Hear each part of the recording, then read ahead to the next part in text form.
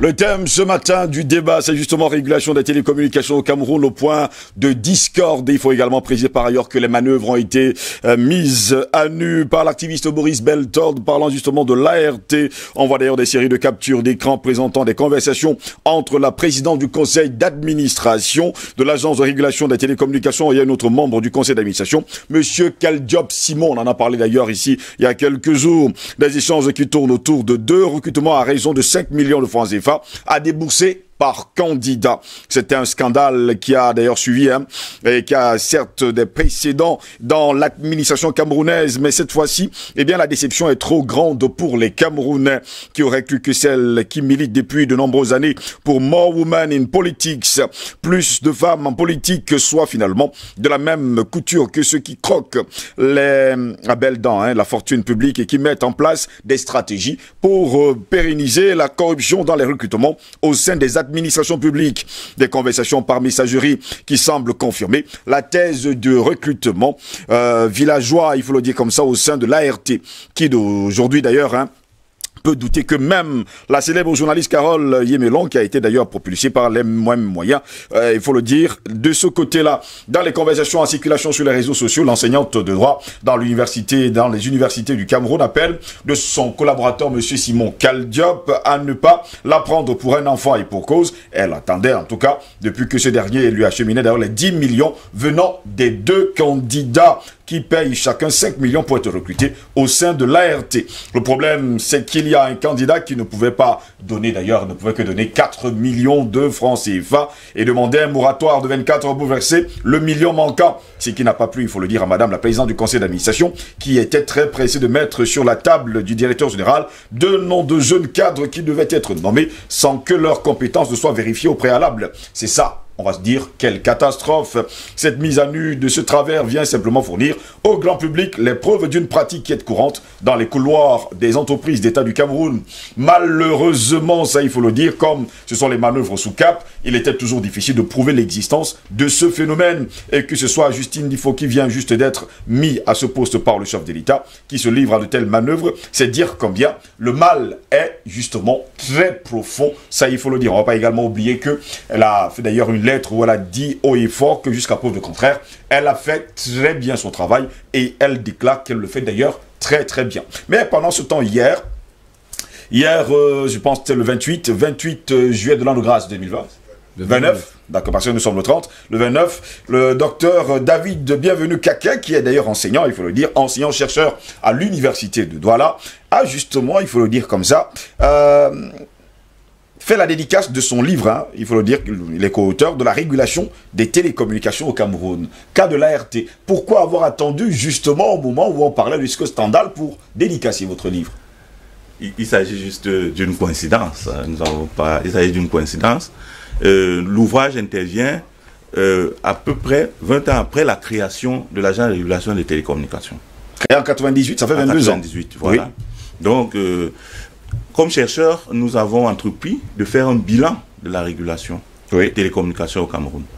Et comme coïncidence, nous nous retrouvons avec cette affaire. Nez avec cette affaire qui sort de nulle part. Oui. J'espère qu'elle ne va pas détruire votre travail de recherche. Pas du tout. Et qu'est-ce qu'on peut trouver justement dans votre livre? Dans cet ouvrage, nous examinons justement la régulation des télécommunications.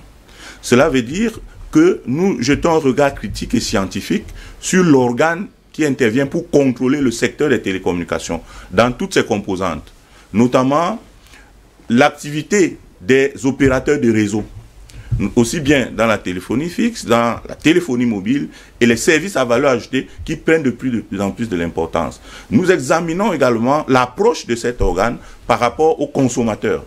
Vous et moi, le Balaba Amselam, tous qui ont des puces, qui échangent des messages, Internet, ainsi de suite. Donc nous examinons, n'est-ce pas, la contribution de l'organe de régulation des télécommunications au niveau du service rendu et des différents éléments de ce secteur qui suscitent aujourd'hui beaucoup d'attention, mais aussi beaucoup d'espoir en ce que les télécommunications constituent le creuset de l'économie numérique. Et le Cameroun, qui est un pays en voie de développement, peut suffisamment bénéficier et exploiter toutes ces options pour se développer. Il est donc question de faire le point sur la régulation des télécommunications 20 ans après la création de cet organe. Et si on pouvait faire un bilan justement 22 ans après, vous allez dire que tout marche bien ou bien il y a encore pas mal de choses à faire? Il faut reconnaître que la création de l'agent de régulation des télécommunications oui, au Cameroun a été une aubaine pour l'État. Il fallait accueillir toutes ces mastodontes et multinationales qui s'installaient dans le secteur et trouver donc un organe indépendant et autonome par rapport à l'État central pour pouvoir contrôler ce secteur sensible. Et l'agence de régulation des télécommunications, justement, a commencé à jouer son rôle, celui de contrôler les activités des opérateurs de réseau. Mais il faut reconnaître que de nos jours, cette agence est en difficulté. Difficulté technique. Difficulté technique en ce que les services de télécommunications évoluent au jour le jour. Nous sommes partis du Voice, qui était la première source de revenus des entreprises de télécommunications. Oui. Ça veut dire les échanges d'appels. Nous sommes aujourd'hui au data, les données, avec de nouvelles applications. Par exemple, pendant le Covid-19, ces entreprises ont exploité le télétravail. Ils ont mis en place des applications de télétravail qui vendent aux clients. Et pour le moment, ce n'est pas encore compris comme base d'évaluation du chiffre d'affaires de ces entreprises. Vous voyez donc que l'agent de régulation doit se questionner. Cette agence doit interroger ces techniques. Cette agence doit acquérir de nouvelles machines, de nouveaux logiciels pour être en mesure de contrôler suffisamment les opérateurs de réseau, les opérateurs du secteur de télécommunications. Dans cet ouvrage, nous avons proposé un ensemble de solutions. Il faut revoir la réglementation. Il faut intégrer dans l'ordre interne la réglementation communautaire qui avait déjà fixé le cap, notamment en matière d'interconnexion, en matière de partage d'infrastructures, en matière de portabilité des numéros. Portabilité des numéros. Aujourd'hui, vous et moi, chacun a 2, 3, 4 numéros. Dans un système bien régulé, vous pouvez utiliser un seul numéro et faire toutes les opérations en matière de télécommunication. Or, la portabilité des numéros n'est pas encore effective au Cameroun. Pourtant, il y a un arrêté de 2017 qui détermine les modalités d'application de la portabilité de ces numéros. Voilà. Donc, nous faisons des propositions dans ce sens. La réforme des textes organisant le secteur, l'acquisition des moyens techniques et technologiques pour s'adapter aux évolutions du secteur des télécommunications, mais aussi il faut, et là nous revenons sur le sujet qui fait l'objet de l'actualité, il faut que l'ART puisse renforcer les capacités de ces agents ou recruter des agents suffisamment compétents pour être au niveau des mutations que connaît le secteur des télécommunications. Justement, que connaît le secteur des communications. Je vais me tourner vers Henri Diabaté Mandeng, jusqu'à preuve de contraire. Vous avez suivi justement, vous êtes journaliste, vous avez suivi cette actualité concernant justement l'agence de régulation des télécommunications. On a d'ailleurs parlé il y a encore quelques instants de ces recrutements, il faut le dire comme ça. Je le dirai à tout bout de champ comme ça. On demande 5 millions par candidat qui veut justement travailler au sein de l'ART. Pourtant, comme le docteur veut le faire savoir, il faut réorganiser, il faut faire pas mal de belles choses.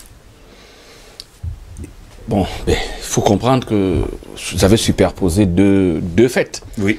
Il y a l'obligation de perpétuer le service public, c'est-à-dire l'eau. Vous savez, les télécommunications font partie d'un secteur stratégique comme l'eau, comme l'électricité. Ce sont des secteurs généralement qu'on ne privatise pas. Donc on ne laisse pas au privé. L'État maintient la férule pour garantir à tous l'accès à ces secteurs stratégiques.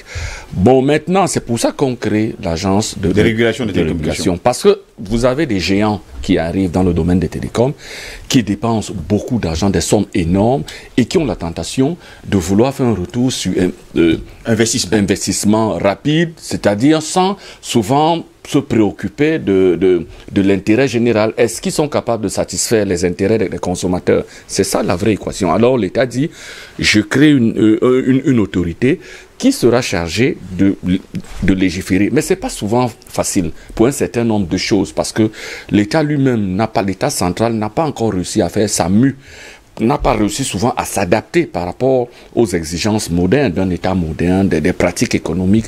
Donc ça coince à certains moments, il y a cette sorte de complexité.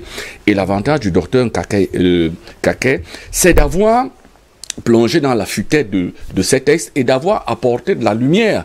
C'est-à-dire permettre au Camerounais lambda de comprendre qu'il a la possibilité comment il peut faire. Justement.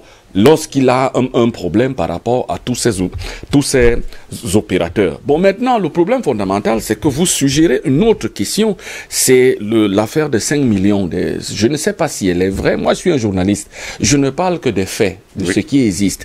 J'ai appris, il y a des allégations qui sont divulguées dans la presse, qui font état, prétendent, qui subodorent, qu'il y a eu une tentative de monnayage à hauteur on passe de 5 millions de francs. Il y a des lettres qui sont attribuées, des correspondants, des relations épistolaires qui sont attribuées à la PCA.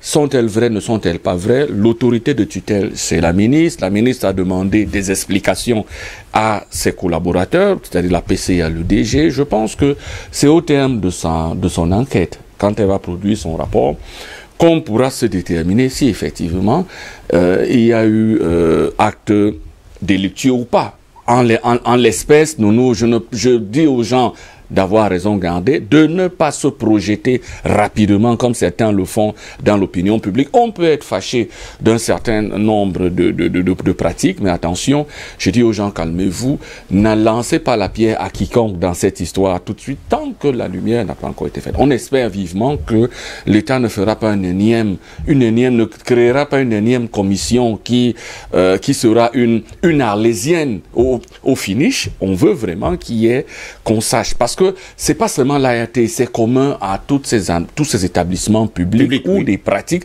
Lorsque le PCA et le DG ne sont pas sur la même longueur dans le domaine de la prédation des biens de l'entreprise, généralement, les grincements dedans. Et vous savez, à l'ART, on se souvient des formidables batailles entre le PCA, Hassana Mahamat, et l'ancien DG... Zozane. Non, pas Zozane, d'abord... Oui, Zozame, oui, justement. Oui, Zozame, justement, merci. Et Zozame. Donc, on se souvient des batailles homériques. Donc, on sent que, pourtant, lorsque l'ancien DG Bemengue était là, Sana Mahamat et lui, c'était la Dolce Vita. Comment subitement, dès que l'un s'en va, ça devient la lune de miel tour en lune de fiel. Donc, il y a sûrement eu un problème. Est-ce que c'est le partage du gombo qui les a départagés? Je ne sais pas trop. Mais toujours est-il que, véritablement, il y a dans ces administrations, il y a une sorte de... Soit les textes sont flous, ils sont opaques, et créent cette confusion, soit on n'a pas souvent la possibilité, c'est-à-dire les gens ne respectent pas les textes lorsqu'ils existent. Donc, fondamentalement, je pense que le livre du docteur Kaké nous permet de comprendre exactement ce qui se passe dans nos administrations, pas seulement dans le cadre de l'ART, de comprendre en fait le phénomène, les mécanismes de fonctionnement de nos établissements publics. Je vais me tourner vers Simo. Simo, je vais vous dire quand même, c'est pas la première fois quand même qu'il y a, il faut le dire comme ça, un scandale au sein même de l'ART. Non, disons en réalité, M. Goss, c'est que c'est récurrent dans toutes les sociétés publiques, parce que c'est une question de système et c'est une question de méritocratie aussi. Parce que tant qu'on n'a pas mis en place des gens de valeur dans nos sociétés, on aura ce genre de problème. Parce que je veux vous dire, le cas de l'ART, comme la plupart des sociétés parapubliques, comme la SONEL, la Kamwata et toutes les autres sociétés citoyennes, c'est des sociétés qui devraient booster l'économie camerounaise sérieusement. Rien que l'ART, si c'était bien géré, je vous dis encore une fois, le Cameroun n'aurait pas besoin d'argent de qui que ce soit pour booster son économie. Malheureusement, comme le docteur Kaké l'a dit tantôt, je vous assure que c'est un scandale. C'est un scandale parce que quand vous voyez même la manière de fonctionner comme tel, je dis parce que je suis ingénieur télécom, c'est malheureux. Il fallait une société qui devait booster complètement l'économie du Cameroun. Mais c'est entre les mains des Occidentaux complètement. Je vous prends un cas. J'ai demandé il y a un mois l'installation de la fibre optique chez moi qui devait permettre à Camtel d'avoir de l'argent. Les gens sont venus, ils ont fait l'étude. J'ai rencontré des gars sur le terrain qui me connaissent très bien comme ingénieur. Je leur ai montré ma maison. Ils ont tiré un câble pour pouvoir alimenter. Ils venaient alimenter une maison. Je leur ai dit, prévoyez au moins dans ces zones, parce qu'il y a plein de maisons. Prévoyez un câble qui peut alimenter toutes ces maisons, parce qu'il y a des besoins. Les gars sont venus, ils ont mis un câble. Un gars vient pour faire l'étude. Il arrive, il m'appelle. Il n'a même pas besoin de me voir, puisqu'on a fait les plans, on a tout déposé. Il vient, il fait l'étude, il m'appelle, on discute, après il s'en va. 2 semaines après, aucun devis. Or, si les gars travaillent sérieusement, le gars attendait que je lui donne l'argent pour qu'il mette accord sur mon devis, pour que je puisse payer. L'argent qui doit permettre qu'il gagne son salaire le mois. Le monsieur veut absolument être corrompu. Avec ça, comment est-ce que vous pouvez penser qu'une économie peut se développer? Et cette dame dont vous parlez, je voulais dire à mon frère Mandin qu'il n'y a pas de fumée sans feu. Quand on commence à parler de quelque chose, il faut faire très attention. Il ne faut pas prendre position. Je ne prends pas position, mais je dis encore une fois, dans ce pays, on nous plein de commissions, mais on ne déboucle jamais. On ne connaît jamais la suite. On a envoyé une enquête, mais Dieu seul sait ce que ça va donner. Une dame qui prend 5 millions pour recruter du personnel, est-ce qu'on tient compte de leur niveau? Est-ce qu'ils correspondent au poste à lequel ils sont affectés? Non, c'est un problème d'argent. Et quand ce gars va arriver là-bas, il va chercher à rentabiliser son argent. Donc il est obligé de mettre en place un système de corruption. Il va détruire tout le travail. Même si un travail a été fait, il va détruire préalablement ce travail parce qu'il a besoin de renflouer, de rembourser son endettement. Ce gars qui a mis 4 millions, il a besoin d'1 million. Il va emprunter, il ne trouve pas. Maintenant, ça crée des problèmes. Si le gars arrive, même il est en poste, il ne sera pas là pour travailler. Il devient un commerçant. Il détruit tout le système mis en place. Et ça, c'est dans toutes les sociétés du Cameroun. Il faut qu'on mette un terme à ça. Parce que c'est un système. On parle de l'ART aujourd'hui. Mais il y a des cas récurrents. La caméra est tombée pourquoi? La caméra est tombée pourquoi? Alors on parle d'ART aujourd'hui. Il y a plein de sociétés comme ça. Qu'est-ce qu'on fait? Est-ce que les postes sont... Les gens sont... Voilà, monsieur Nkake, qui a l'expérience, il sort un livre. Et je suis très heureux de voir que les Camerounais commencent à quitter la classe pour aller à l'école. Parce que beaucoup sont restés en classe pour réciter ce que l'Occident met en place. Ils récitent, on vous sort des versets bibliques, on vous fait tous les versets, on vous cite des auteurs français, occidentaux, sans tenir compte de la recherche personnelle africaine. Et pourtant, c'est un terrain vaste. Je suis très embêté, je suis très heureux de voir qu'il y a des gens comme le docteur Kanké qui sortent des livres pour expliquer combien d'Africains le font, combien de Camerounais le font. On est là à péronner, à raconter des histoires. Or, voilà des gens qui, si, avec les recherches qu'ils ont fait, ils peuvent apporter un plus dans cette société, même si ce n'est pas leur domaine. C'est ça qu'il s'agit. Mais on va vous prendre des gens qui sortent de l'ENAM, des écoles coloniaux, pour mettre à la tête de société, qui vont détruire, parce que ces gens-là, ils ne sont pas là pour bâtir. La plupart sont en prison. Seulement parce qu'ils n'ont pas géré. Il faut mettre un terme à cette histoire. Le cas de l'ART est révélateur des problèmes qu'il y a dans ce pays en matière de gestion du bien public. Si on ne met pas un terme à cette histoire, on va passer tout le temps à bavarder, mais c'est le Cameroun qui s'enfonce. Aujourd'hui, on est avec ART, demain, à qui le tour? Donc, battons-nous ensemble. Informons les gens s'ils peuvent encore écouter. Malheureusement, ils sont tous trempés. Ils sont noyés dans la corruption, dans tout ce que... Moi, je ne suis pas là pour parler, pour plaire ou pour nier à qui que ce soit. Quand vous aimez quelqu'un, vous lui dites la vérité pour qu'il change. Donc, il faut tout faire pour expliquer aux gens qui nous dirigent, qui ne méritent pas leur place. Parce qu'ils ne mettent pas les gens qui méritent à la place qu'il faut.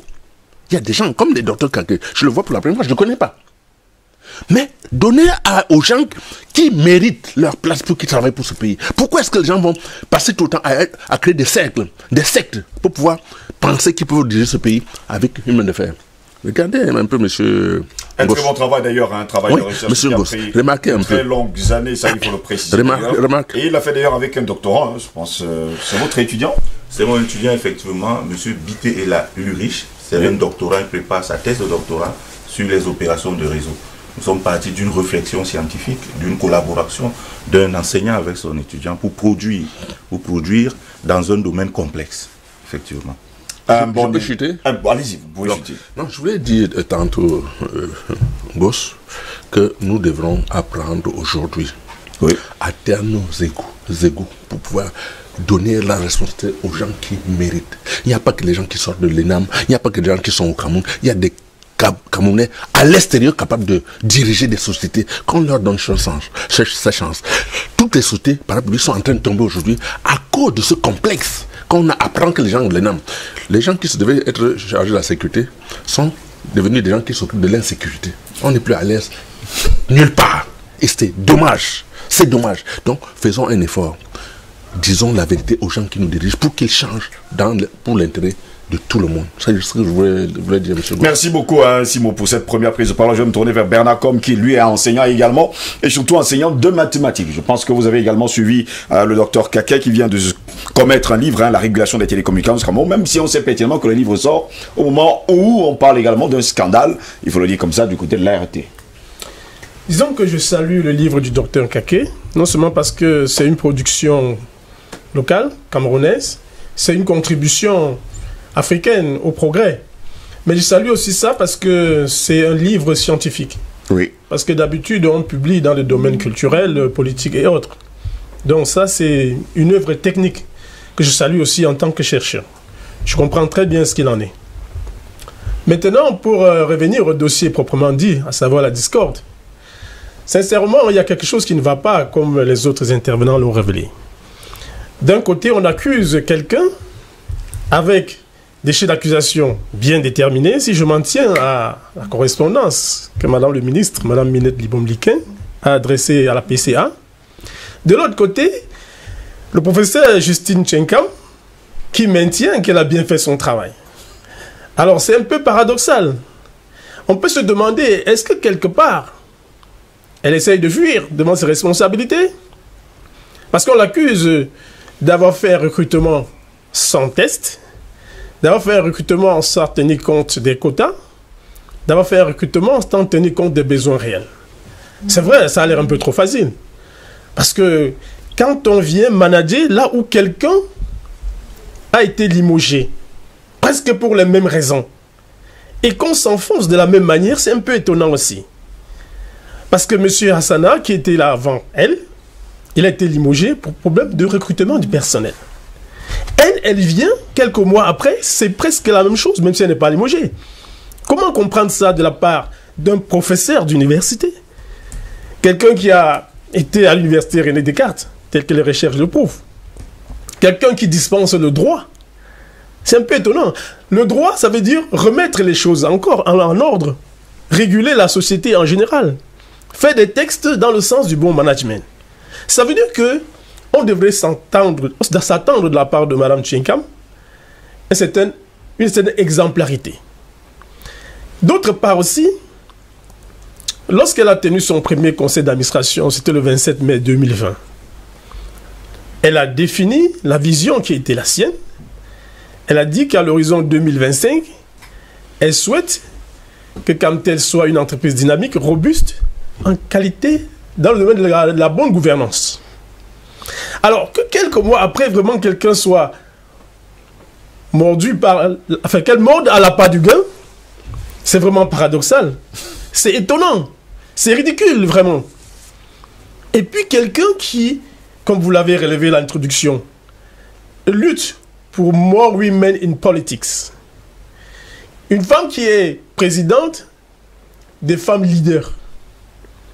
Vraiment, elle a l'obligation d'être exemplaire, de bien se comporter en termes de management.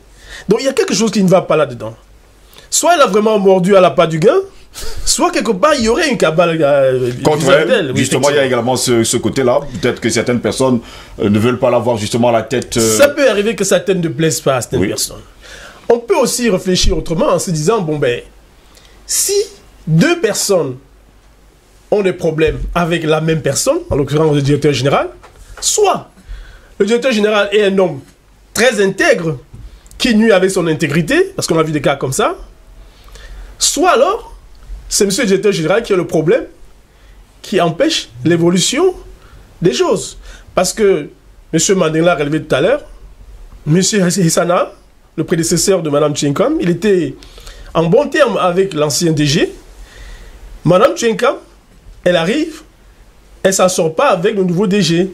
Alors si deux personnes ont des problèmes avec la même personne, soit c'est les deux personnes qui nuisent, soit c'est l'unique personne qui dérange.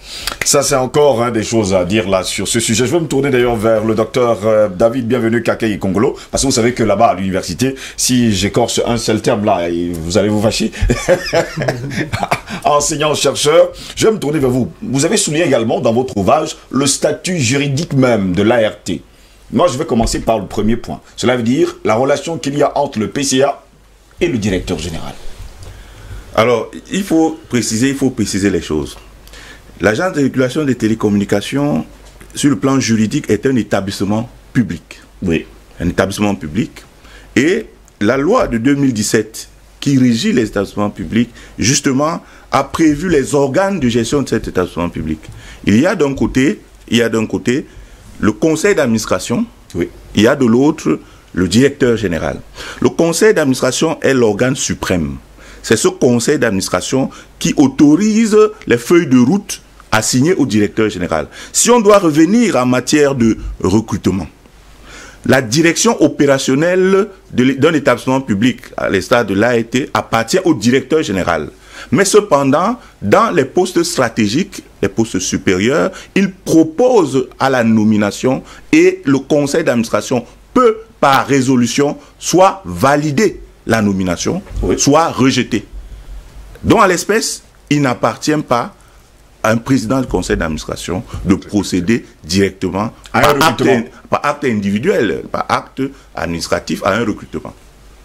Parce que le conseil d'administration est l'organe suprême. Le conseil d'administration n'assure pas la direction opérationnelle.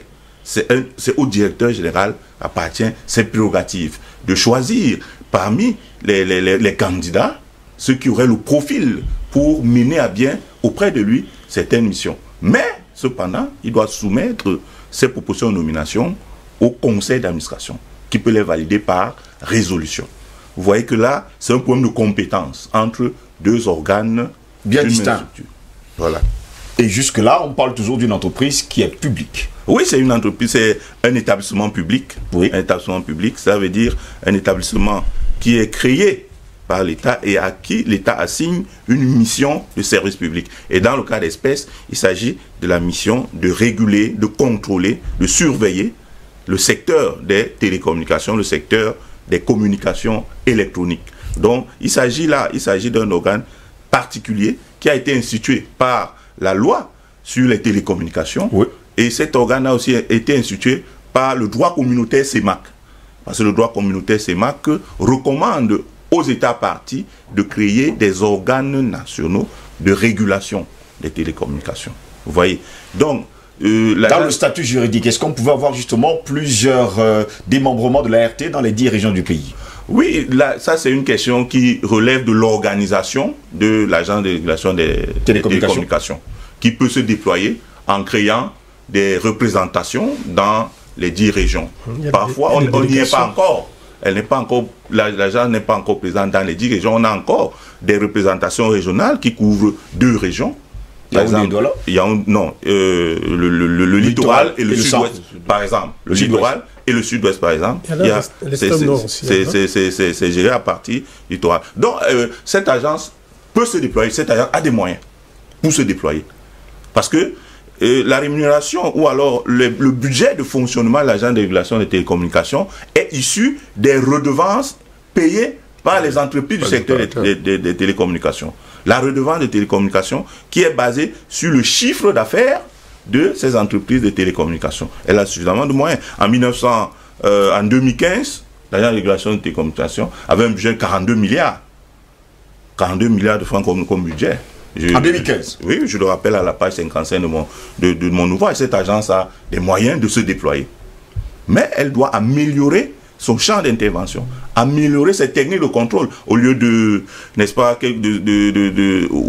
au regard de l'actualité, de se faire connaître sur les détails de recrutement. Les chiffonniers, il y a beaucoup de choses à faire dans le secteur des télécommunications. Il faut s'adapter à la nouvelle donne. Il faut contrôler les entreprises de télécommunications, les multinationales, brassent des milliards par jour, produisent par jour plus du milliard par jour. Si on prend, pour ne pas faire la publicité, si on prend une entreprise de télécommunication ayant par exemple 10 millions d'abonnés, si chacun des 10 millions consomme 100 francs par jour, ça fait 100 millions. Voilà. Ça fait 1 milliard. Ça fait 1 milliard. Oui. 10 millions, 100 francs, ça fait 1 milliard jour. Sans compter les transferts d'argent. Sans compter les transferts et les services à valeur ajoutée qui existent. Il faut donc que l'agence puisse mieux contrôler. Par exemple, on est dans un système de déclaration. Ce sont les entreprises de télécommunications qui déclarent leur chiffre d'affaires, vous voyez. Ce système déclaratif. il faut que... Pourtant, c'est à l'agence de régulation des télécommunications de savoir justement ce qui se passe à l'intérieur. Tout à fait, de contrôler, de réguler également ce qui se passe. Ces déclarations. Mais malheureusement, ce sont ces entreprises qui donnent plutôt leur budget. Non, les entreprises déclarent leur chiffre d'affaires. L'agent doit contrôler. Si ce chiffre d'affaires n'est pas exact, si ce chiffre d'affaires a été minoré, c'est à l'agence de dire que vous avez minoré ce chiffre d'affaires, que évaluation faite, voilà votre chiffre d'affaires, et que voilà la redevance que vous devez payer. Puisque cette redevance est proportionnelle au chiffre d'affaires de ces entreprises. Henri Diabaté Mandeng, jusqu'à preuve du contraire, on a suivi le professeur, le docteur Bienvenu Kakei Kongolo, qui nous fait savoir d'ailleurs parlant du statut juridique entre le directeur général et justement le PCA. L'un, ce n'est que le directeur général qui a pour droit de recruter, même s'il faut quand même la signature du PCA. Est-ce qu'on peut aujourd'hui penser qu'entre le PCA, la PCA qui est là actuellement, et le directeur général, les deux ne sont pas vraiment en odeur de sainteté, ou bien ne s'entendent pas bien? Bon, mais de toute évidence, s'il y a eu problème, antérieurement, il n'y avait pas de problème parce que les deux étaient sur la même longueur d'onde. Nous pensons de manière évidente que s'il y a problème aujourd'hui, c'est parce que les deux ne sont pas sur la même longueur d'onde. Donc, c'est clair que ces frictions démontrent à suffisance qu'entre les deux, il y a de l'eau dans le gaz. Mais maintenant, les textes sont clairs. Oui. Les textes sont clairs, les recrutements, surtout à un certain niveau, se font par décision du conseil d'administration. Justement. Bon, vous ne pouvez pas recruter, les cadres généralement se font recruter par le conseil d'administration. Donc d'un certain niveau. Mais généralement, les PCA croient qu'ils... moi j'ai vu des PCA qui ont des bureaux dans l'entreprise. C'est-à-dire, le PCA, il a un bureau dans l'entreprise, il se considère comme un salarié de l'entreprise. Or, ce n'est pas la mission du PCA. Donc, vous voyez que c'est même dans le domaine bancaire, le domaine, je connais la COBAC frappe des banques, des structures en leur disant au PCA, non, mais monsieur, vous n'êtes pas un salarié de l'entreprise. Donc, la trop forte pression du PCA sur le directeur, sur la direction de l'entreprise est terrible. Donc, du coup, ça crée toutes ces situations, ces tensions, ces frictions, parce que le DG se sent à l'étroit, et du coup... mais toujours est-il qu'il y a un ministère de tutelle. La tutelle de l'État est là, elle veille à ce que... chacun reste dans son rôle. Dans son couloir, parce que le docteur Kakei l'a dit tout à l'heure, vous savez, c'est un milieu à forte valeur ajoutée. Il y a tellement d'argent. 42 milliards en 2015 seulement. Oui, mais pour avoir cet argent, il y a un processus de formation qui est extraordinaire, parce qu'il faut s'adapter aux conditions du monde, à la condition technologique. Le monde, ça évolue tellement vite, ça va tellement vite que si vous ne connaissez pas les services à forte valeur ajoutée, parce que nous, on voit une face de l'iceberg. De l'autre côté, il y a des relations entre les startups, le développement des startups et les opérateurs de télécom sur des services, sur des prestations, sur des programmes spéciaux qui rapportent immensément d'argent.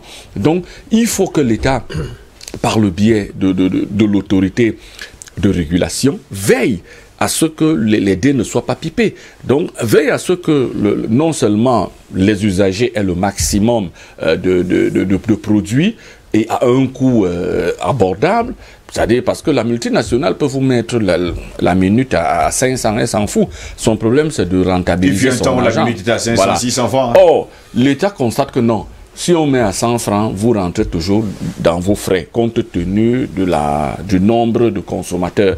L'État vous contraint à revenir. Mais vous voyez, la partie est extrêmement difficile pour deux raisons.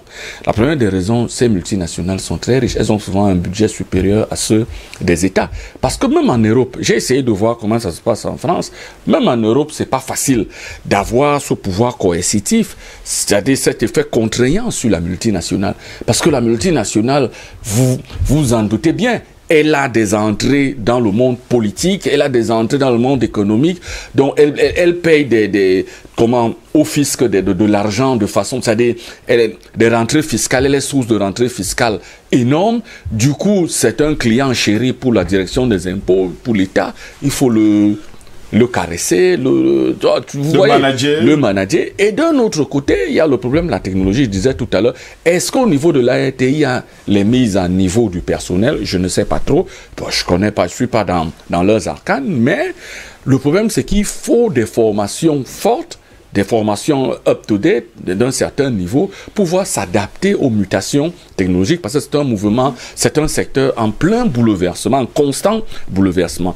Mais est-ce que cela est possible? Je ne sais pas trop, mais toujours est-il que ça devient très très difficile de s'arrimer, c'est-à-dire de discuter avec ces multinationales. Donc, je crois fondamentalement qu'il faut que l'État essaye de mettre de la lumière, de la clarté dans les affaires de l'ART et que l'ART s'adonne aux standards technologiques pour garantir aux usagers le service public. Parce que le téléphone, c'est un secteur stratégique. C'est comme le rail, c'est comme l'eau, c'est comme l'électricité.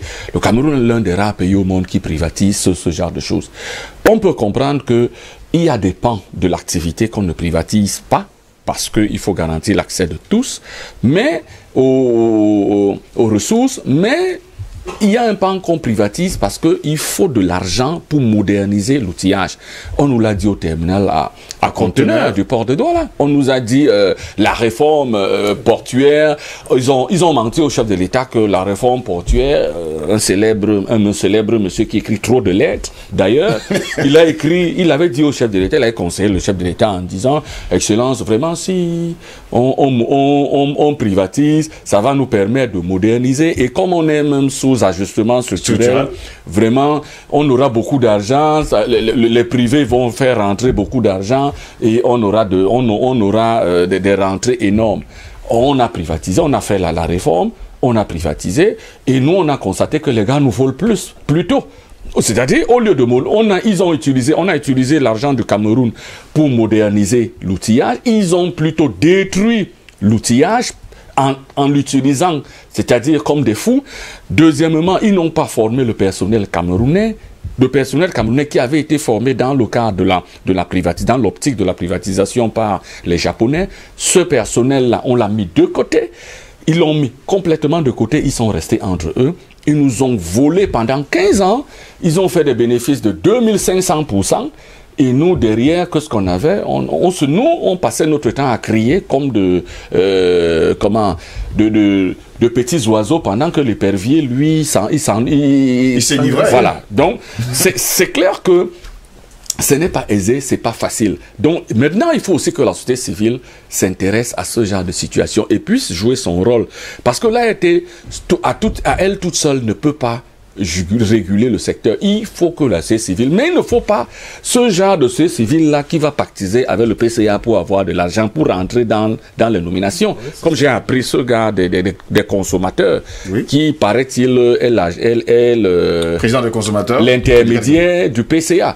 Donc, je ne sais pas si c'est avéré, mais je pense que rien que ce genre, s'il faut prendre ce genre de gars, c'est-à-dire on sait comment les associations de consommateurs sont formées, je pense qu'il y a dans le cadre du réseau consumériste, il y a des gars qui sont bien, qui sont valables. Mais on recrute n'importe qui et ça devient tout un problème. Au nom du consumérisme, tu vas représenter les consommateurs et toi, tu viens, tu rentres en relation avec le syndicat du crime. Donc, fondamentalement, il faut une nouvelle situation où la société civile puisse s'intéresser aux affaires de la régulation et donner son point de vue à chaque fois. Je pense qu'on peut éviter des issues comme celle-là. Je pense qu'on peut faire progresser le secteur si de façon indépendante, de l'autre côté on est de l'autre côté de la fenêtre, on voit comment ça se passe et on peut sonner le tocsin de l'alerte en disant à chaque fois attention, mais toujours est-il, j'ai dit, il y a le problème de la formation. De la télécommunication, je vais vous rebondir sur votre question avant de donner la parole aux autres. Parlons justement de la télécommunication. On a vu Camtel dernièrement on nous a fait savoir que Camtel a reçu sa licence. Moi, ça m'a un peu inquiété. Je me suis posé des questions. Donc Camtel n'avait pas de licence jusqu'à preuve de contraire?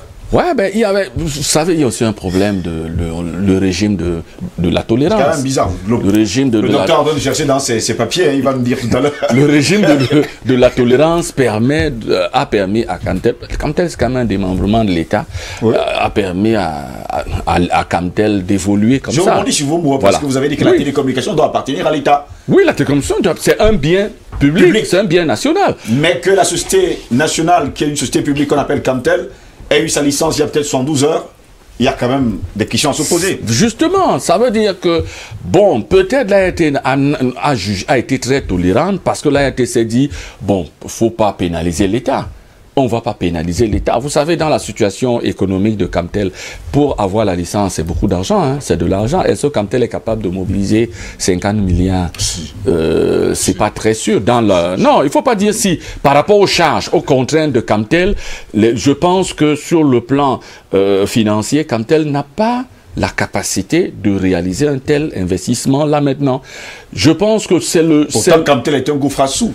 Oui, non, écoutez, de façon écoutez, hein, le public, de façon générale, l'organisme public n'a pas la vocation à se faire de bénéfices. France Télécom ne fait pas de bénéfices. Oui. Deutsche Telekom ne fait pas de bénéfices. Ce sont des sociétés déficitaires.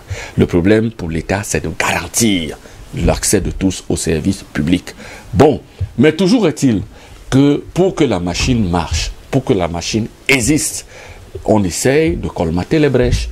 Donc on appelle un minimum dans la gestion, un minimum de probité, d'équité dans la gestion. Je pense fondamentalement que la situation financière de Camtel aurait pu être meilleure s'il y avait une meilleure gestion managériale au niveau de Camtel.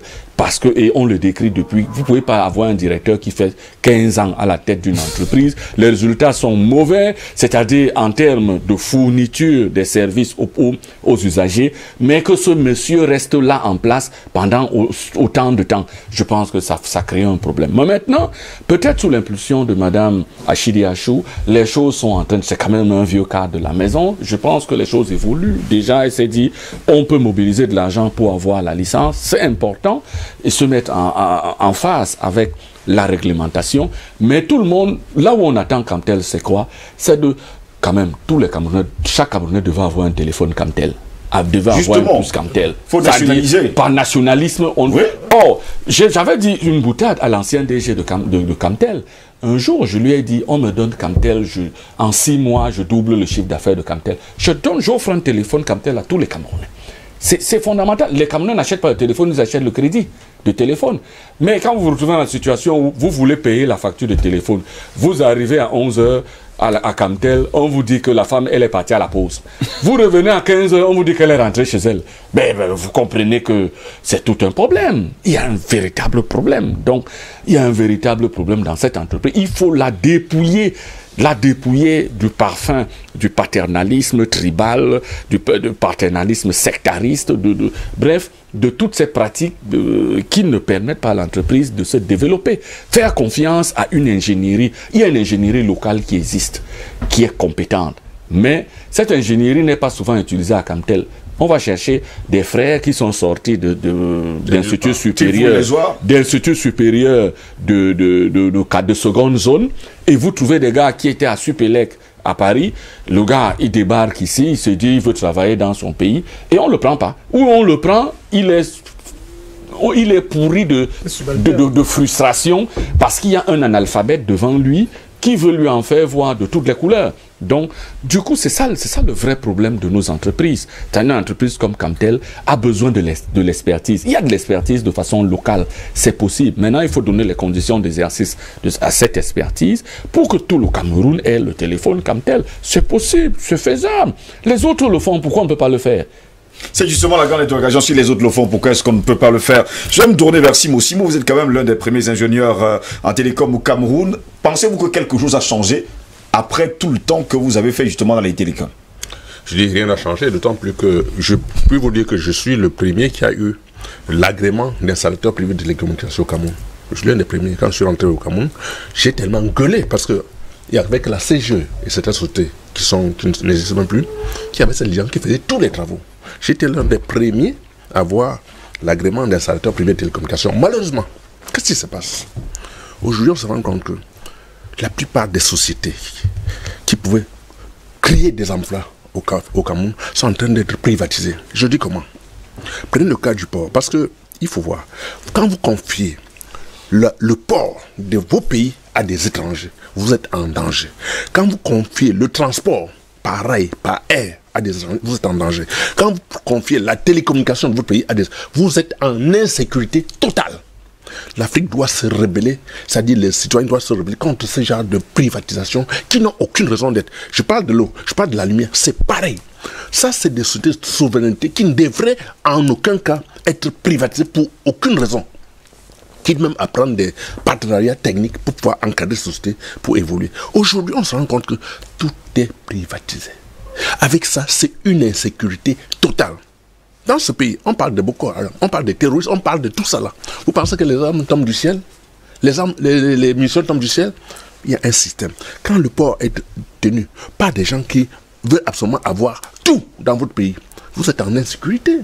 Comment vous pouvez penser que les armes peuvent rentrer au Cameroun, aller au nord, par les rails, tomber au port, dans les bateaux? Même s'il y a des douaniers, même s'il y a des gendarmes, la corruption a fait son lit dans les pays africains. Et curieusement, c'est toujours dans les pays de la zone francophone. Oui. C'est dommage. Quand vous prenez le cas politique, les pays où les gens se perpétuent à la tête des États, ce sont les pays francophones.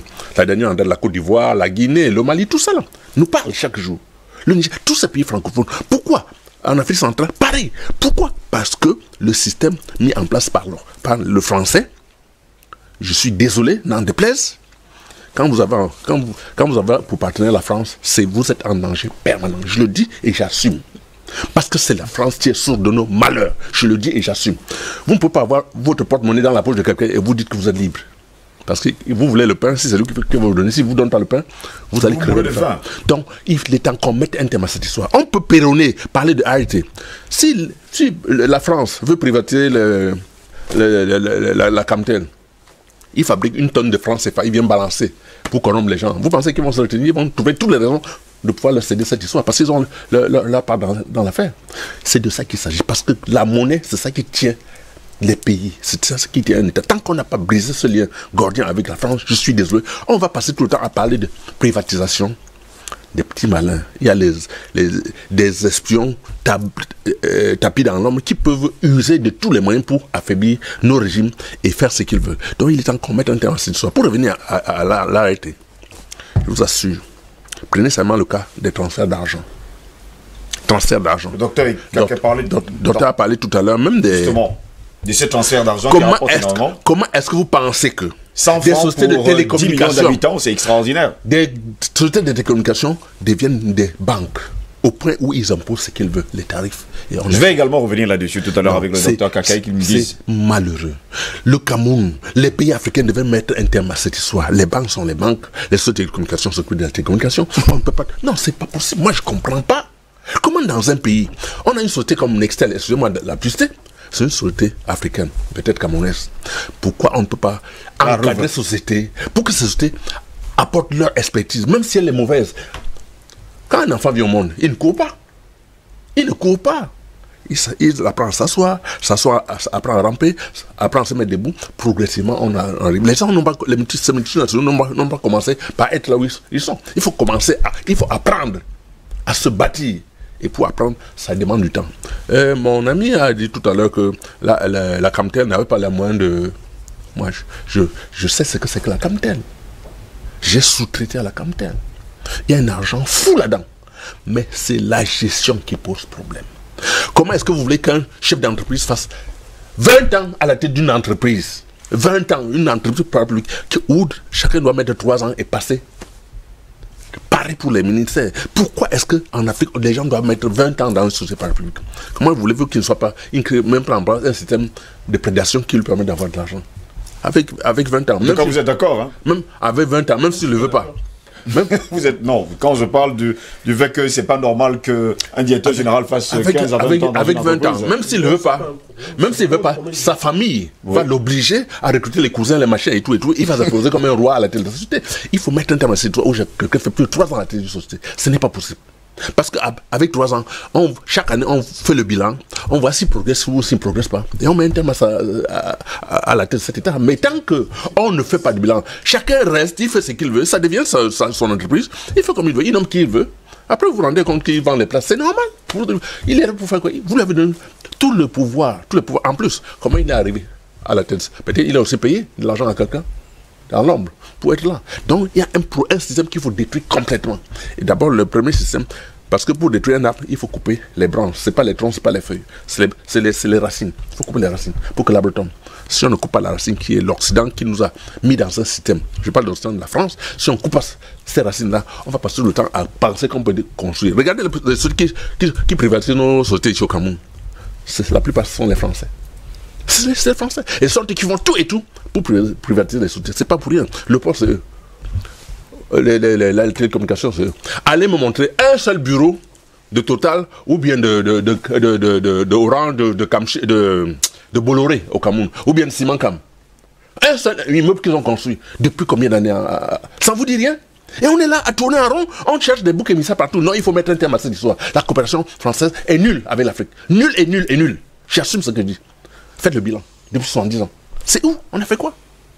On a fait quoi? On parle de privatisation à ART. C'est vrai. Mais que sont ceux qui ont voulu privatiser la Camtel? Suivez mon regard. Que sont ceux qui ont voulu? Justement, vous avez toutes vos raisons. Hein. Merci beaucoup, Simon. Je vais me tourner vers Bernard Com. Bernard Com, jusqu'à peu de compter pour vous, en tout cas, faire 20 ans à la tête d'une entreprise, le moment où on donne des résultats, de très bons résultats d'ailleurs, on présente de bons résultats. Vous, ça ne vous gêne pas du tout? Absolument. Je ne suis pas de ceux qui Mais on a l'impression aujourd'hui que ces personnes qui arrivent à la tête de ces entreprises n'ont pas un cahier de charge. Ben, moi, je vais prendre des exemples qui vont contrarier un peu ce que vous dites. Si je prends le cas d'un monsieur comme Iya Mohamed, malgré qu'il soit en prison, permettez-le-moi, c'est quelqu'un qui a géré à Sodecoton pendant 30 ans. À Sodecoton, qui est une entreprise où les Français ont 11% de participation. Chaque année, on lui a adressé un satisfecit de bonne gestion. Il a bien géré la Sodecoton, monsieur Iya Mohamed. Ça, c'est mon point de vue. Parce qu'il y avait les Français là-bas, comme dit Simon. Bon, je ne pense pas que les Français étaient à l'Africa Foot. Parce que même là-bas aussi, je pense qu'il a très bien géré. Parce que quand il quitte, il laisse 5 milliards. C'est bien, c'est intéressant. Je prends aussi le cas de quelqu'un comme monsieur André Siaka. Il a géré les brasseries du Cameroun pendant près de 30 ans et très bien. Je prends le cas du colonel Kadhafi. Il a géré la Libye pendant près de 40 ans et très bien. Parce que tout le monde le regrette aujourd'hui, même s'il a fallu utiliser la main de fer. Donc en réalité, ce n'est pas la durée qui dérange, c'est plutôt le management qui dérange. En politique même, je vais dire que je ne suis pas toujours partisan de l'alternance que tout le temps les gens demandent là. Parce que l'important, c'est de mettre aux affaires des gens qui ont fait, on a vu, comme les Camerounais ont coutume de dire. S'il y a des gens intègres aux affaires, des gens qui respectent le bien public, des gens compétents, ça marche. Tant que ça marche, vous restez. Ça, c'est mon principe. C'est pour ça que j'aime à parler de ce que j'appelle la rectocratie en matière de politique. Travailler avec des hommes intègres. Des gens qui ont fait, on a vu, bien sûr, en respectant un certain équilibre régional. Oui. Ça veut dire que je suis président de la République, je dirais aux gens, tant que ça marche, vous restez en poste. Peu importe. L'alternance, pour moi, ça ne doit pas être systématique. Ça doit se faire uniquement quand ça marche. Mais sinon, je suis entièrement d'accord avec M. Simon, qui dit qu'on doit briser l'impérialisme français. Ça, c'est un réel problème. Franchement. Et quand on parle de privatisation, il faudrait qu'on distingue à la longue la privatisation expatriée, si je peux dire, et la privatisation locale. Si on privatise en utilisant les compétences locales, comme par exemple c'est le cas de M. Cyrus Ngoroupor, par exemple, je dis qu'en ce qui est un travail qu'il a fait au DIT, c'est très bien. Parce qu'on arrive à récolter 23 milliards en 6 mois. C'est fantastique. Du côté de RTC. Ça démontre que vraiment on a perdu beaucoup pendant toutes ces années. 15 ans. Eh oui, c'est beaucoup. Et aussi, même dans le domaine de la télécommunication, M. Manding l'a dit, on a des compétences au Cameroun. On devrait pouvoir faire avec. Ce qui est difficile, c'est la capacité à dire non à l'impérialisme. Mais on devrait parvenir progressivement vers cela. Il y a des situations où on a réussi à le faire, mais ça devait se perpétrer. Parce que ça fait mal de voir Camtel souffrir comme ça. Je dois vous dire que pour ce qui est des problèmes de compétences, je me souviens, alors que je suis encore enseignant au lycée de Mbanga, en tant que coordonnateur du club scientifique, c'est une petite anecdote s'il vous plaît, je voulais organiser une excursion à Camtel. J'y suis allé, j'ai déposé une demande, j'ai pris un contact. Lorsque la date approchait, j'ai appelé à ce numéro, on m'a recommandé un deuxième numéro. J'ai appelé au deuxième numéro, on m'a recommandé un troisième. J'ai appelé au troisième, on m'a recommandé un quatrième. Vous voyez, si les gens sont incapables d'organiser une inscription des élèves qui ne demandent qu'à manifester leur curiosité scientifique, vraiment c'est dégueulasse. C'est l'un des souvenirs tristes que j'ai gardé de Camtel, sincèrement. Donc ça met de l'eau au moulin de ceux qui pensent qu'il y a un problème de compétence à différents postes au niveau de Camtel. Les recrutements que l'on fait de manière arbitraire. On devrait arriver au stade où on cesse de penser que parce que je suis général, il faudra que mon fils devienne général. Il faudra que mes cousines, mes tantes rentrent forcément dans l'armée. Non. On peut être président de la République et que notre fils ne soit pas ministre. Il faudrait qu'on apprenne à penser comme ça. Donc franchement, savoir utiliser correctement les compétences. Voilà un peu ce que je peux dire. Et surtout la performance. Je me tourne vers docteur Bienvenu Kakei Kongolo qui nous a pondu un livre à la régulation des télécommunications au Cameroun. Aujourd'hui, comme le disait Simo tout à l'heure, eh bien, ces entreprises de téléphonie mobile sont devenues des banques. Est-ce que dans la régulation des télécommunications, c'est précisé? Merci pour cet ensemble de questions. J'aimerais réagir à propos de l'intervention de Simo l'Africain. Nous ne sommes pas ici dans une tribune contre la France, il faut bien le préciser. Nous sommes dans la coopération internationale. Un État coopère avec tous ceux qui peuvent lui apporter du plus. Pour revenir donc à votre question liée au mobile money, en fait, il ne s'agit pas des entreprises téléphoniques qui deviennent des banques. Précisons-le, le mobile money, c'est ce qu'on appelle la monnaie électronique. À la base, il y a une autorisation qui est donnée à une banque par le gouverneur de la BEAC. Et pour développer ce produit, la banque sollicite donc une entreprise de téléphonie mobile. Parce qu'il faut envoyer des messages. Quand vous transférez de l'argent, vous envoyez un message à votre partenaire. Hein, et il y a des jeux d'écriture qui se font. Donc il s'agit des télécommunications qui interviennent à ce niveau-là. Mais à la base, il y a une banque qui a l'agrément de monnaie électronique. Et on ne va pas faire la publicité ici. Telle banque a donc son agrément de monnaie électronique et choisit un opérateur de téléphonie mobile qui est son partenaire. C'est deux. On a trois grands opérateurs. Vous voyez, ils sont liés à des banques. Ils sont liés à des banques. Un opérateur sud-africain, on va pas faire sa publicité, qui est lié à une banque camerounaise qui appartient à Cameroun. On ne fera pas aussi la publicité. On va du deuxième côté. Un opérateur de téléphonie mobile français au Cameroun, on ne fera pas la publicité, qui est aussi lié à une banque qui appartient aux Français. On ne fera pas la publicité également. On a un troisième opérateur, le dernier arrivé en 2013, qui est dans le cadre du mobile money, lié donc à une banque appartenant à un ressortissant nigérian. Vous comprenez de qui je parle, on ne fait pas la publicité dans ce cas. C'est pour vous dire que le mobile money repose sur une autorisation légale donnée à la banque par le gouverneur de la banque centrale. Oui. Et l'opérateur développe donc. On peut avoir des cas de mobile money qui sont gérés par une banque sans passer automatiquement par une microfinance. Donc c'est cette précision que je voulais apporter. Il s'agit des services à valeur ajoutée aux télécommunications. Mais les entreprises de télécommunications ne sont pas devenues des banques. C'est juste cette précision. Ensuite, nous parlons des privatisations. Certes, il faut reconnaître, nous restons toujours dans le débat des télécommunications pour parler des privatisations dans le secteur. Il faut reconnaître que la Camtel, comme les autres entreprises publiques, ont beaucoup de limites, au moins à trois niveaux. Oui. Un personnel pléthorique. À Camtel, sans publicité, on parle de plus de 300 directeurs. Vous voyez, c'est énorme pour une entreprise. Ce nombre 300 peut être... On a eu 568 personnels du côté de la Camerco. Voilà. Vous voulez savoir combien ça coûte? 300, ça peut être le nombre d'employés d'une entreprise privée de téléphonie mobile. Nombre d'employés. Pendant que Camtel en a comme directeur, vous voyez, c'est personnel pléthorique. Les résultats non performants. Il faut retracer l'histoire dans les télécommunications. La première licence de téléphonie mobile, la première concession de téléphonie mobile attribuée en 2000, on appelait Mobilis à l'époque, c'était une concession qui appartenait à Camtel.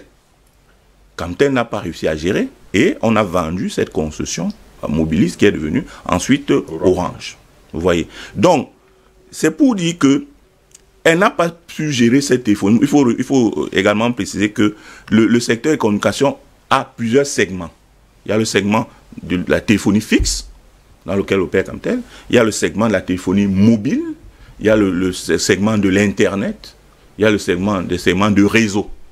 Vous voyez. Donc, elle n'a pas su gérer sa concession de téléphonie mobile et cette concession avait donc été attribuée à Orange. Aujourd'hui, elle a à nouveau obtenu une concession de téléphonie mobile pour pouvoir développer ce segment-là. Il faut préciser que elle n'avait pas jusqu'à preuve le contraire elle n'a pas concession de téléphonie mobile. De téléphonie mobile. Il faut donc savoir que Camtel assure à ce niveau un double rôle.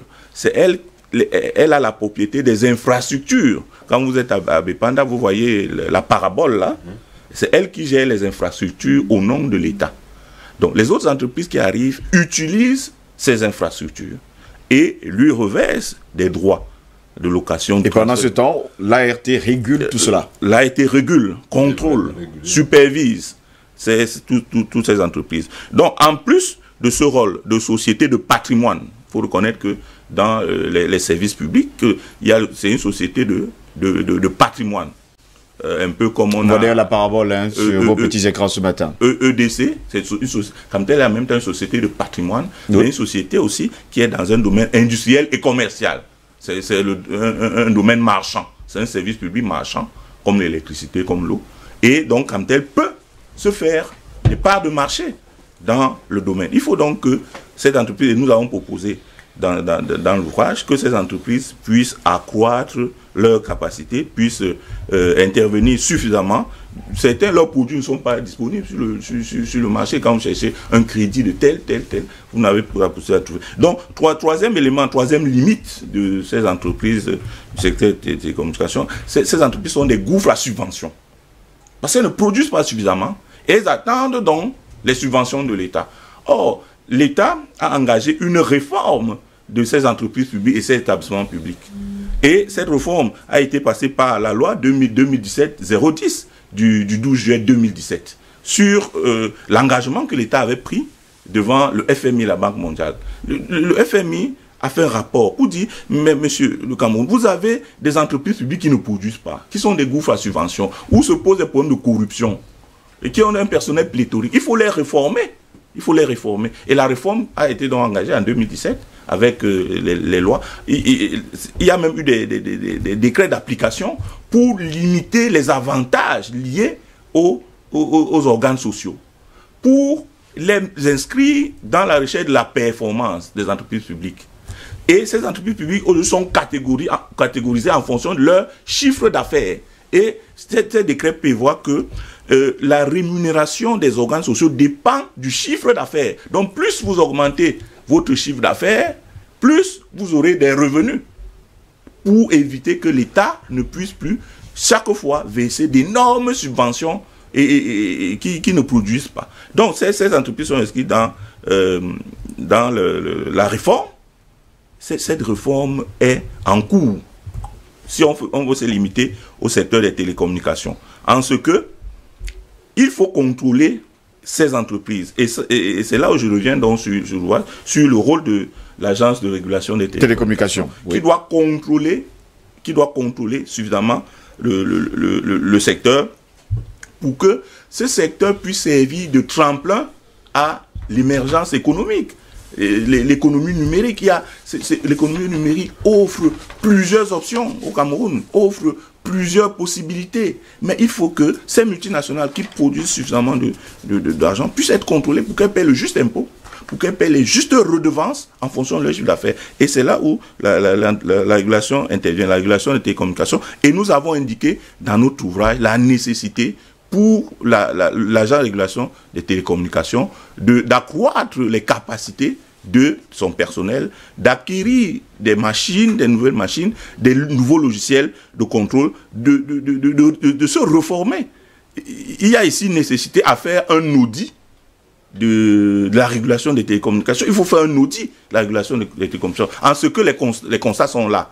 On note une faiblesse du régulateur dans le contrôle et l'encadrement des sociétés de téléphonie mobile, des sociétés du secteur Internet, des sociétés de téléphonie fixe et des autres services à valeur ajoutée. Il y a une faiblesse du régulateur, faiblesse technique, limite au niveau des compétences. Il faut donc que l'audit qui doit être fait puisse déterminer clairement la situation dans le secteur des télécommunications. Il y a des entreprises qui fonctionnent de manière illégale, qui n'ont pas l'agrément, par exemple, qui n'ont pas l'agrément, ou alors certaines entreprises qui sous-traitent ou qui vendent leur agrément à des tiers. Les agréments sont personnels. Les agréments sont personnels. Les agréments sont incessibles. Vous ne pouvez pas céder. Pour prendre le cas de Vodafone et Yumi sans publicité. Vous voyez, il y a un problème il y a eu ici un problème de cession d'une licence alors que les licences sont incessibles. Il faut que le régulateur tape le poing sur la table pour interdire ce genre de pratique. Vous voyez, donc l'agent de régulation des télécommunications a du pain sur la planche. Vraiment du pain sur la planche, quand on vous entend expliquer tout ça. Les secteurs sont là. Oui. L'État, en fonction de la situation, peut procéder à la privatisation. Privatiser n'a pas... il ne s'agit pas d'une décision rédhibitoire pour dire que c'est l'enfer si on privatise. Pas du tout. La privatisation peut rapporter beaucoup de bénéfices. Ça peut faire augmenter des impôts puisque les entreprises vont payer les impôts. Voyez-vous, il y a aussi la question de l'initiative nationale. Pour sortir un peu, parce qu'on est dans la régulation des télécommunications, c'est le thème du débat, pour prendre le secteur portuaire. Vous voyez, pendant 2 ans, un consortium d'entreprises camerounaises a géré le terminal à conteneurs de Kribi. Mais ce consortium de 9 entreprises camerounaises n'a pas réussi à s'entendre. Et aujourd'hui, le terminal à conteneurs a été concédé à une entreprise philippine. Vous voyez, il faut l'initiative nationale. Il faut l'initiative nationale. C'est peut-être pour ces raisons que la 3e licence de téléphonie mobile a été attribuée, et là, c'était la condition qui était prévue, il était prévu que l'entreprise qui gagnerait puisse avoir un partenaire camerounais. À 30% au moins, c'était puisque la première concession Orange a été donnée aux Français, la deuxième MTN aux Sud-Africains, l'État a exigé que le 3e partenaire puisse avoir comme partenaire un Camerounais, parce qu'il faut susciter l'initiative nationale, il faut former, il faut que certains hommes d'affaires, certaines entreprises camerounaises puissent avoir la technologie et le niveau pour gérer un certain nombre de secteurs. Le secteur des télécommunications étant vaste, il y a l'obligation de couvrir 60% du territoire. Donc, on est à la recherche d'entreprises sérieuses pour pouvoir le faire. Et quand l'initiative nationale n'existe pas, l'État peut accompagner, comme en exigeant en 2013 que la licence sera attribuée à une multinationale ayant comme partenaire un Camerounais à 30%. Donc, la privatisation, c'est un choix qui a ses avantages et ses inconvénients. Si la privatisation est bien gérée, est bien menée, on peut revenir à la nationalisation. La période de 1990 jusqu'en 2006, l'État était en difficulté, la crise de 88, vous voyez, on était obligé de privatiser. Maintenant, on note une reprise en main. L'État reprend la main. On commence à nationaliser en tout cas ces entreprises, on espère que ce sera le cas. L'État reprend la main dans certains secteurs. On a vu dans le secteur portuaire, avec la régie, l'État gère lui-même. Ça signifie que l'État gère lui-même. On a le secteur de l'électricité, où EDC, Development Corporation sans publicité, est la société de patrimoine qui gère donc les merci beaucoup pour tous ces éclaircies. Hein. Il y a Simo qui veut exploser là, je vais lui laisser le temps en réalité, de dire quelque chose. Tout ce que le docteur Kakavi dit, c'est vrai, il n'y a pas de problème. Et c'est que monsieur comme également a dit, je n'ai rien contre la durée à la tête d'une entreprise. Mais si les sociétés fonctionnaient par objectif, oui. C'est-à-dire, on vous donne un objectif, en vous mettant en place, ce problème ne se posait pas. Les sociétés fonctionnent dans un désordre total. Quand quelqu'un arrive là, il ne sait même pas ce qu'il doit faire. Parce qu'il est arrivé par cooptation. Il faut qu'on confie des sociétés à des responsables par objectif. On dit, là, voilà, vous avez trouvé la société à tel niveau. On veut que vous preniez cette société, vous le mettez à tel niveau. Si c'était ça le problème, quelqu'un fait même 20 ans à telle société, en atteignant les choses, il n'y a aucun problème. Mais quand un monsieur a fait 20 ans, il fait recruter la société. On parle de capital qui a 500 directeurs. Pour faire quoi? Est-ce qu'ils 300 directeurs. 300 directeurs. Est-ce qu'ils ont des objectifs chaque année? Rien. Est-ce qu'ils sont même contrôlés? Rien. C'est ça qui pose problème. Je dis, confions des sociétés à des gens par objectif. S'ils n'atteignent pas l'objectif, on les débarque. Point. Il n'y a pas de... Et on fait des bilans chaque année. Mais est-ce qu'il y a des bilans dans les sociétés parapubliques? Rien. Rien. Alors on parle de quoi? Donc les gens vont venir s'installer, installer une magouille comme ils veulent, parce qu'ils sont parrainés par quelqu'un, ils sont dans des sectes et tout et tout. Non, il faut arrêter ce système de fonctionnement parce que ça ne porte pas bonheur à notre pays. Nos enfants demain vont travailler où? Ils sont dans les rues là. On dit qu'on a créé de l'emploi, c'est très bien. Sur les benskins, dans les callbox et tout ça. Non, il faut arrêter ce système. C'est même parce que les sociétés parapubliques ne travaillent pas par objectif. S'ils fonctionnaient sur des objectifs précis, je pense que le Cameroun décollerait sérieusement. Parce qu'on a des compétences à tous les niveaux. À tous les niveaux. La plupart des gars sont... Il y a des gars qui étaient dans des sociétés, des grands responsables. Comme ils n'appartiennent pas à des réseaux, à des sectes, ils sont injectés. Et quand même ils sont dans ces sociétés, on ne leur confie aucune responsabilité. Non, il faut arrêter ce système. Et ça qui pose problème. Je voulais intervenir seulement pour donner cette situation. Merci beaucoup, on vous comprend. Justement, à Diabaté Madeng, le docteur parlait tout à l'heure d'audit. On a souvent l'impression que dans les entreprises publiques, dès qu'on parle d'audit, tout de suite, c'est un scandale. Effectivement. je vais vous raconter quelque chose. Oui. Le chef de l'État dit je pense c'était en 2010, 2009-2010, le chef de l'État dit je vais donner un coup de fouet au marché financier camerounais. Je vais amener le capital de certaines entreprises publiques sur le marché, dont une partie du capital sur le marché, dans le marché boursier. Vous savez d'où les cris d'orfraie sont arrivés? Vous savez, parce que pour que le marché financier soit efficient, parce que le marché financier, la bourse, permet aux entreprises de venir chercher des capitaux, des financements longs, des capitaux énormes, avec moins de contraintes que la Banque mondiale et le FMI, c'est-à-dire des sources de financement classiques. Alors le chef de l'État dit, quand on va prendre un certain nombre d'entreprises publiques, c'est-à-dire la SNH et tout ça, ça va booster le capital du marché financier, de la bourse, et ça permettra aux entreprises d'aller chercher de l'argent en bourse.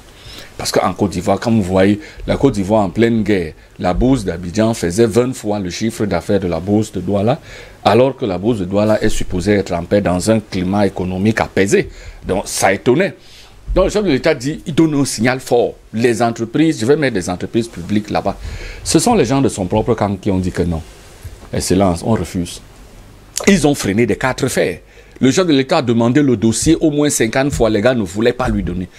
Pourquoi? Parce que pour aller en bourse, il faut produire des comptes. C'est-à-dire les comptes de ces 3 dernières années. Quelle entreprise publique a les comptes? Vous-même, vous avez vu que vous trouvez les entreprises, on met le DG en prison, on met aussi le commissaire aux comptes en prison. Lui qui avait certifié les comptes pendant 5 dernières années, qui avait dit que les comptes étaient bons, ils étaient bien. Mais vous constatez qu'on les jette les deux en prison. Donc vous comprenez qu'il y a un problème qui ne va pas. Ça, les comptes sont toujours faux, ils sont falsifiés, ils sont suspects. Et quand les comptes existent, parce que généralement ils n'existent pas. Donc fondamentalement, il n'y avait aucune entreprise qui pouvait aller en bourse parce qu'elle ne pouvait pas satisfaire aux exigences de compte, de transparence, de clarté dans les comptes. Donc la question d'audit, n'en parlez pas aux entreprises publiques, ça ne les intéresse pas. Et ça, je rejoins mon frère Simo, c'est que il y a ce problème de direction par objectif. Si on disait à quelqu'un, tu as un mandat de 3 ans renouvelable une fois, mais dans tes 3 ans, les premiers 3 ans, voici les objectifs. Tu ne remplis pas les objectifs, on te chasse. Tu t'en vas. C'est-à-dire, on ne te demande même pas de démissionner. Toi-même, tu sais que tu t'en vas. Mais le gars, il va rester 3 ans, plus 3 ans, plus 3 ans, plus 3 ans encore, plus 3 ans encore. Mais il sait que c'est sa maison et il développe un réseau de filouterie incroyable. Il n'aura plus besoin de travailler. Donc, fondamentalement, cela nous tue. Et maintenant, dans la privatisation des entreprises, même si c'est des entreprises des télécoms, une entreprise comme Camtel, il faut qu'il y ait la préférence nationale. À l'époque, dans les années 80, l'État avait, dans le secteur portuaire, la préférence du 40-40-20. C'était Camship qui était l'armateur national. C'était Camship qui avait le monopole. C'est-à-dire quand le transport du Havre à Douala, c'est-à-dire j'ai pris une destination comme ça, du port du Havre faisait le porte-à-porte, le port du Havre pour le port de Douala dans ses bateaux. Et maintenant, le Cameroun avait des transporteurs locaux qui prennent la marchandise, qui amènent à N'Djamena, qui amènent à Bangui. Mais le grand maître 8e dan qui s'appelle Bolloré est arrivé, avec ses amis, ses complices internes. Les gars ont réussi à déstructurer cette filière. C'est-à-dire les gars ont réussi à casser Camship, Socamar, Si bien qu'ils ont déstructuré tout le réseau des transporteurs du transport. Ils ont non seulement pris le transport. Le Cameroun n'a plus un seul bateau pour transporter la moindre chose. Ils ont racheté les bateaux en sourdine eux-mêmes.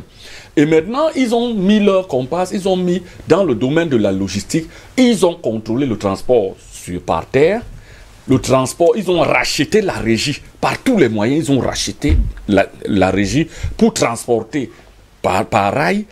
Et ils veulent maintenant racheter la caméra pour transporter par air. Non, mais sont sérieux. Il y a une sorte de préférence nationale qui doit exister. Un État sérieux, un État nationaliste qui est protecteur des intérêts de ces populations. Qu'est-ce qu'il fait? Il fait la loi de la préférence nationale. Vous avez écouté Donald Trump? Les Américains aiment Donald Trump. Il a dit America First. Voilà, c'est là où on attend nos dirigeants politiques en Afrique. Oui. C'est-à-dire qu'il faut d'abord privilégier l'intérêt national. C'est la première chose. C'est-à-dire on ne discute pas, on privilégie. Est-ce qu'il y a la compétence? On dit oui. D'abord la compétence. Il y a des secteurs stratégiques.